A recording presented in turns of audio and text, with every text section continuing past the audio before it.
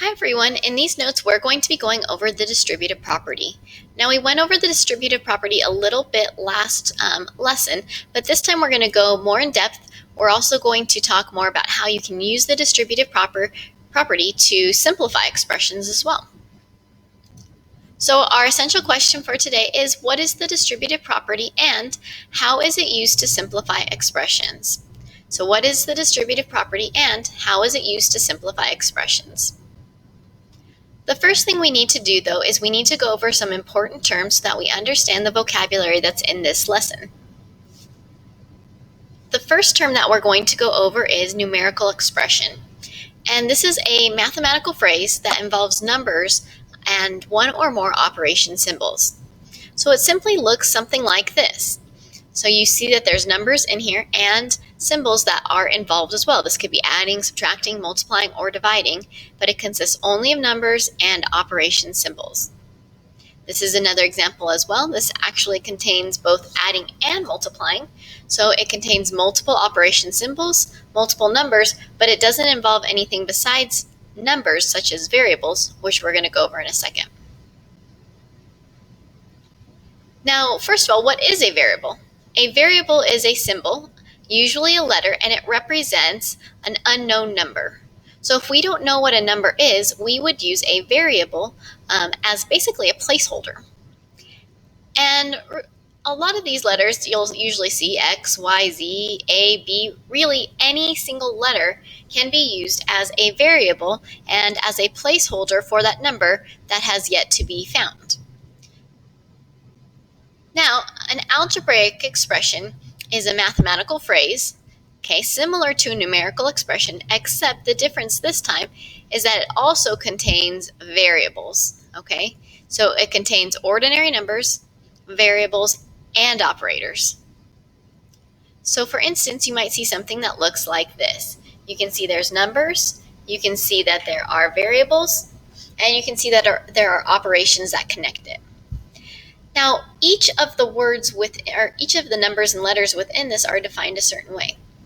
So the 2 and the 5, these are numbers that you can see are right before a variable.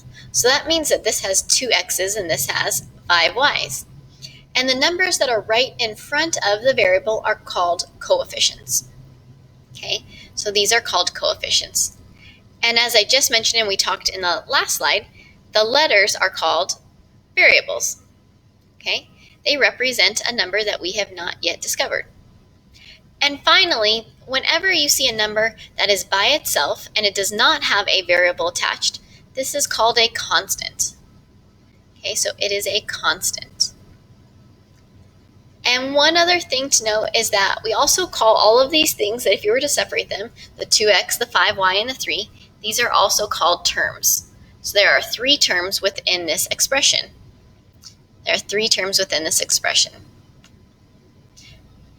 Now finally, let's review distributive property. We talked about it a little bit in the last lesson, but the distributive property simply states that multiplying a number by a group of numbers added together is the same as doing each multiplication separately. And that one's always kind of a mouthful. It sounds really complicated, but it's actually a really easy process. So all it's saying is that A times B plus C is the same as A times B plus A times C.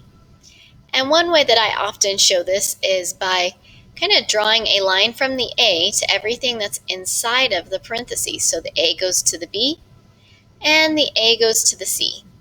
So A times B is AB and A times C is AC. So it's a pretty simple idea. And if you were to think about it in numbers the same way, the 2 goes to the 3, but it also goes to the 4. So I have 2 times 3, and I also have 2 times 4. And then we add those together. No matter what, you get the same answer on both sides. For instance, 3 plus 4 is 7. 7 times 2 is 14. And over here, 2 times 3 is 6. And 6 plus 8 is going to be 14 as well. So it's just showing you that there's multiple ways to be able to simplify or evaluate that. But when you're talking about algebra, this is really the only way that you can simplify that. All right, so let's start going through some examples. That way this starts to make a little bit more sense. So first let's go over two basic distributive property examples. So example number 1 says 6 times x minus 7. And to simplify that, all we're going to do is multiply that 6 by everything that's inside. So 6 times x is 6x, and 6 times 7 is a negative 42. So when we combine that, it just becomes 6 minus 42. And if it's a negative 42, that becomes minus 42. If it had been a positive 42, that would have been plus 42. So that's really important to know as well. That's, I think, probably the biggest errors that I see is the sign that connects the two numbers once they have simplified the expression. So let's look at another example. This one is negative 9 times 8 plus 3b. So first, let's draw our lines. Negative 9 times 8 is going to be a negative 72, and negative 9 times 3b is going to be a negative 27. Okay? And again, remember, this is a negative, so it really just becomes subtraction, so minus 27b. Now, you could leave your answer like this, but honestly, the best way to write this and the most mathematical way is with the variable coming first. So what we have to do in this situation is flip it around and make sure that the sign is still attached. So sometimes what I do is I kind of like draw a line. I just draw a line right in front of the signs, and that shows me, okay, that's a negative 72, that's a negative 27, that's the sign. Those are the signs that need to be in front of it when I move it around. So when I move it around, it just looks like this now. I have negative 27b in the front, that negative still is attached to it, and negative 72, so again, that negative is still attached to that 72 as well. So it's a pretty easy idea. All right, let's look at a couple more advanced problems, because I think the last two are pretty easy. So on this one, it looks very similar to what we saw last time, but now there's a minus 6 at the end. So we have 3 times 4m that we're going to multiply, and we also are going to have 3 times 7. Only everything that's inside the parentheses can be multiplied. This negative 6, it's a constant. It's out there by itself. So 3 times 4m is 12m, and 3 times 7 is 21. And since it's all positive numbers we're talking about, it just is addition. Now, the important thing here is that you can only combine m's with other m's, and you can only combine other numbers with other numbers. So for instance, everything that's in red right here can only be combined with other m's. But here, the ones that are underlined in blue, those are both constants. Constants can be combined with each other. Variables can be combined with each other, but constants and variables can't be combined together.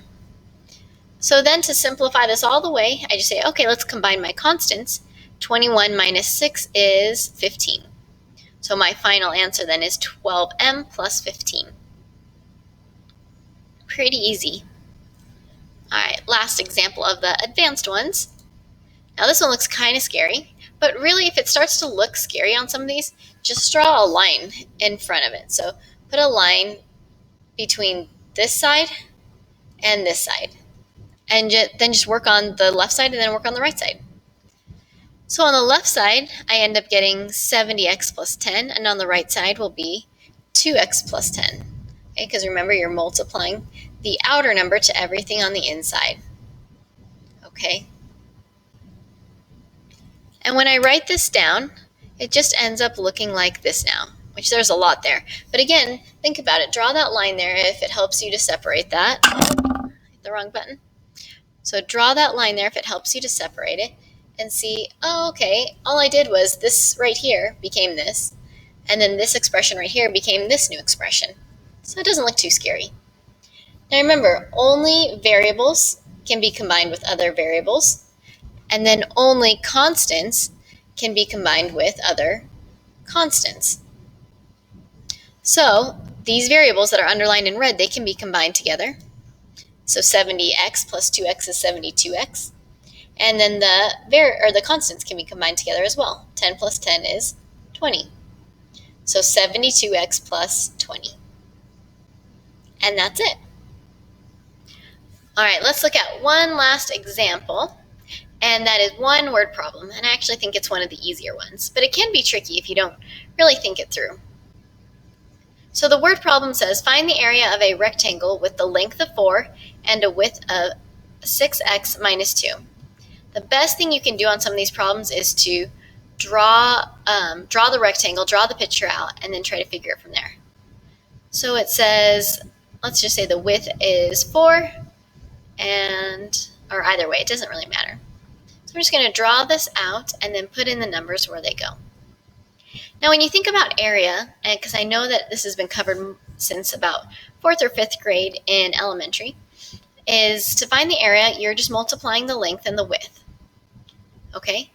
And the nice thing is, we already know the length and the width, but this is where everyone really gets stumped. They think, oh, I have to have one single number as my answer. But you don't. All you need to do is be able to simplify your expression, and then you have your answer. So if the area formula is length times width, then all I need to do is multiply together 4 and 6x minus 2. And it really just ends up looking set up just like that, because when you're talking about area, again, you're multiplying those two things together. So I've got 4 times 6x minus 2. And when I simplify that, that just becomes 24x minus 8. And that's actually our answer. That is as far as you can go. But like I said, some people get stumped and they think they have to have one single answer, when they don't. You just need to simplify the expression. So that is actually all that goes with distributive property. You have 4 practice problems on your foldable, so take a few minutes, solve those problems, and input them into Edpuzzle. If you have any questions, please let me know.